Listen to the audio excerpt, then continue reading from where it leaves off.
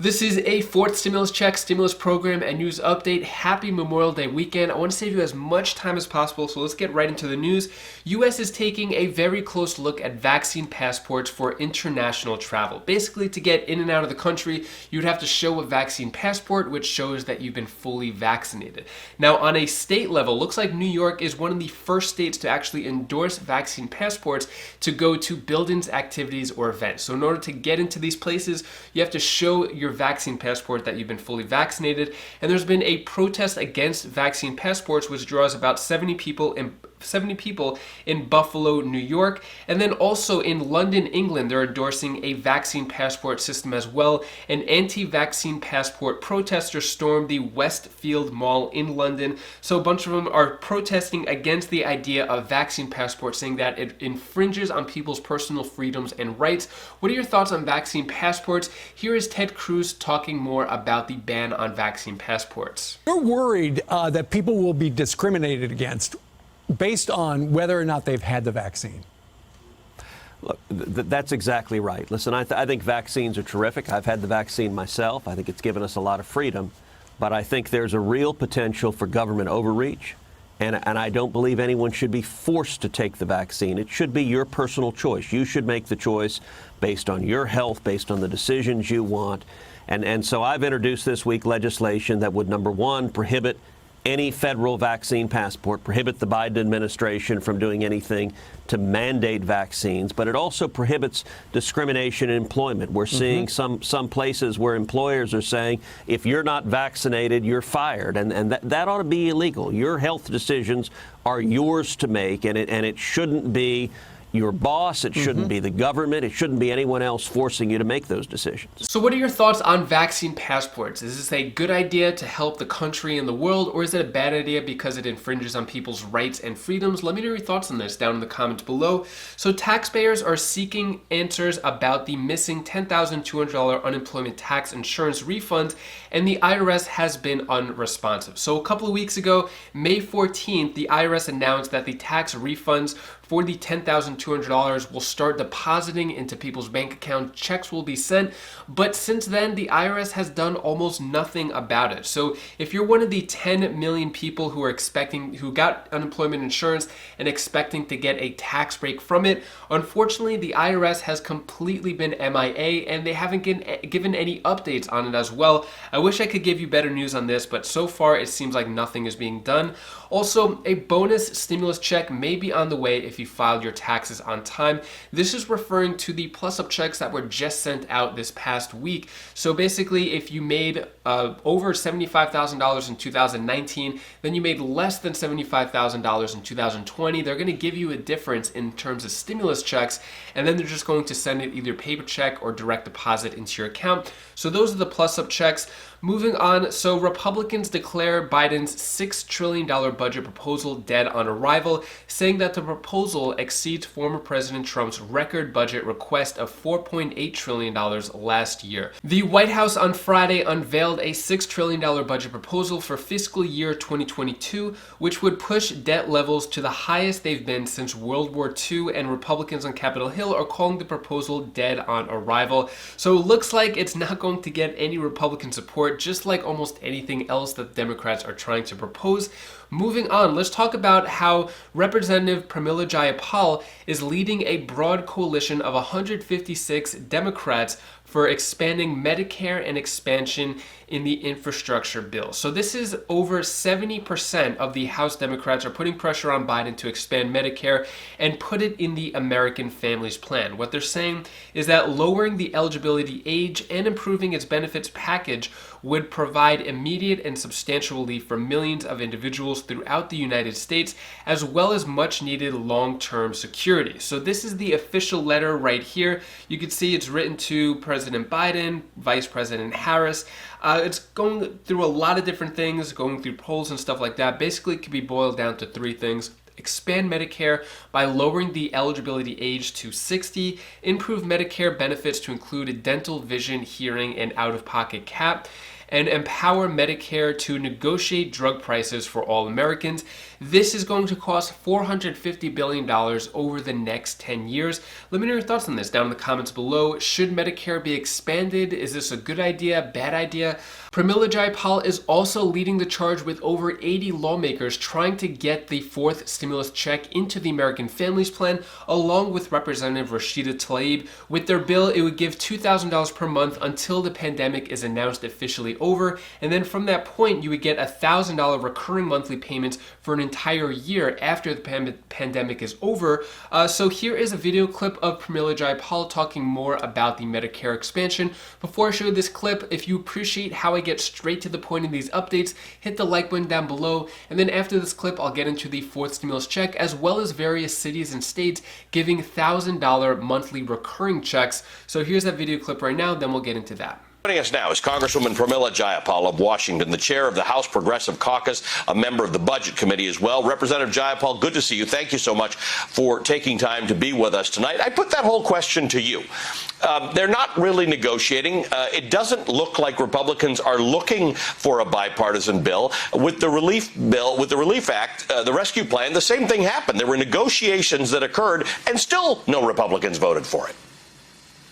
Yeah, that's right, Ali. And, you know, this was an embarrassing counteroffer from the Republicans, what they proposed today. It's all smoke and mirrors. Can you imagine if you were bidding on a house and you put in an offer that was 17% of what the asking price was? You would be laughed out of the street. And so I think that this is a situation where the president has wanted to show, and to be frank, probably needed to show for some of the more conservative Democrats in the Senate that he's making an effort with Republicans. But the reality is they're going to drag this out for a long time. They haven't budged. They're not proposing anything so far that is even remotely close to what the president has said he wants to do. And so I think the time has run out. We need to move forward quickly. All of the polling that you showed was very similar to what we saw for the rescue plan, which only got more and more popular as time went on and is extremely popular as people get shots in their arms, money in their pockets, their kids are going back to school. There's, you know, some light coming into their homes. Well, here is another place where the American Jobs and Families Plan, extremely, extremely popular. And we are also pushing to make sure that we have some really important and populist things in there, like expanding Medicare eligibility, extremely popular across Republicans, Democrats, and independents. But none of that moves forward if we don't quickly say to the Republicans, we're done negotiating. You haven't produced anything in good faith. We need to deliver for the American people. They expect us to, and it's urgent. So what do you think? Are Democrats and Republicans ever going to work together? Are they going to work together to pass this next package? Or are Democrats just going to use reconciliation? Let me know your thoughts on this down in the comments below. So regarding the fourth stimulus check, another 28 lawmakers wrote a letter to President Biden to try to include the recurring stimulus checks in the infrastructure plan. This was last week. So far, these letters written aren't really doing much. So the letter for Medicare expansion, the letter for stimulus checks, they're just letters, and it's along with other proposals, including the increase in Social Security, home buyers credit. A lot of these proposals are just proposals at the moment, trying to work their way into the infrastructure plan, into the American Families Plan. So far, no luck. So regarding the fourth stimulus check, it hasn't been entered into the American Families Plan, but it may not be a recurring stimulus check, and it may change its name to a tax rebate. Stimulus checks kind of have a negative connotation when it comes to Republicans, but if it's a tax rebate or advanced tax payments, kind of like the monthly stimulus checks for the child tax credit, if it's something like that, it may make its way in there. But in terms of a fourth stimulus check, or at least being labeled that, it doesn't seem like it's gaining any popularity anytime soon. But so far, it's not in the plan yet. I'll keep you updated. Also, the question, are stimulus checks paving the way for universal basic income? Basically, universal basic income, if you're not familiar, it means you just get money on a monthly basis just because. You don't have to do anything for it. You don't have to pay it back. You don't have to be a part of any social programs. You just get $1,000 per month every single month.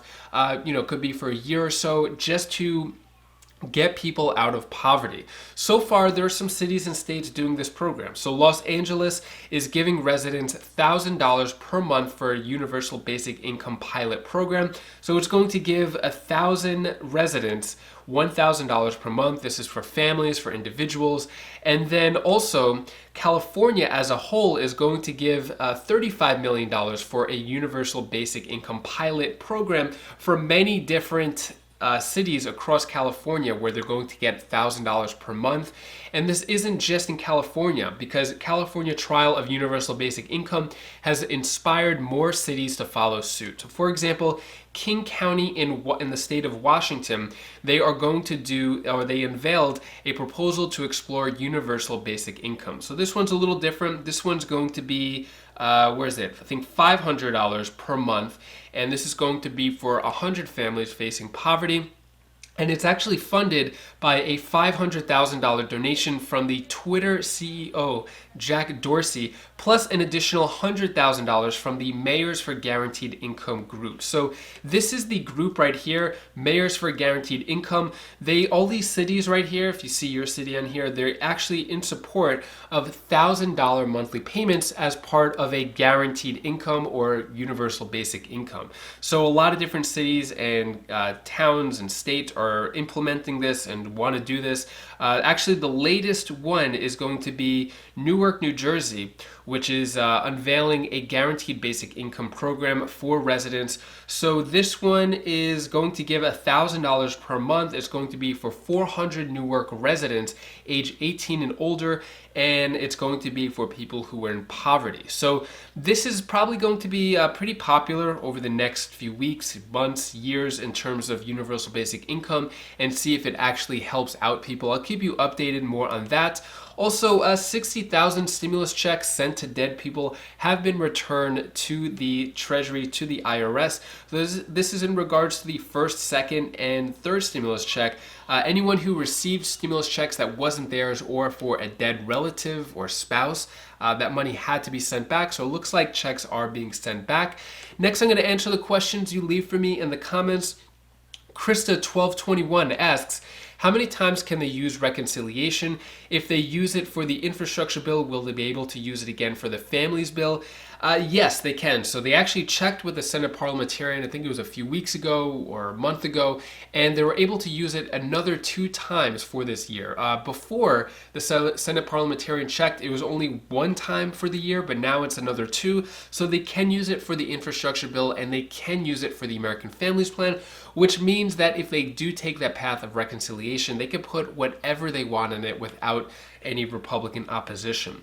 Russell Buckhart asks, how about people that are on disability, SSDI, veterans, and no children? What about us, also senior citizens? So yeah, that's the counter argument to what's going on. It seems that a lot of the stimulus check programs are favoring families, people with kids, but what if you don't have kids? What if you're on, SSDI, veterans, senior citizens? What about them? It seems like they've just been left behind, and it seems like there's a big gap there. There definitely needs to be something to address them as well. I'll keep you updated on that. So far, increase in Social Security, that's not looking likely at the moment, but things might change in the future. But I agree with you. I think there needs to be more help for those groups of people as well. That is all the stimulus news I have for you today. To hopefully brighten your day a bit, here's my daughter Bella's tip of the day.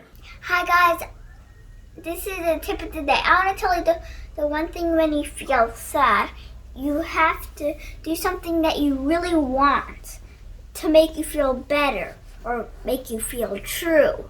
Or you can also, if you help somebody, then you'll feel even better or something.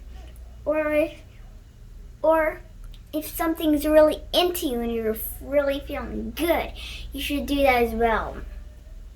Bye, this is Bella. This was the tip of the day. And if you want to check out any of my other videos, you could click this link down over here or this link up here, and I'll see you in the next video. Hope you enjoy your day a lot. Hope you do something fun and you enjoy yourself. Take care, be safe.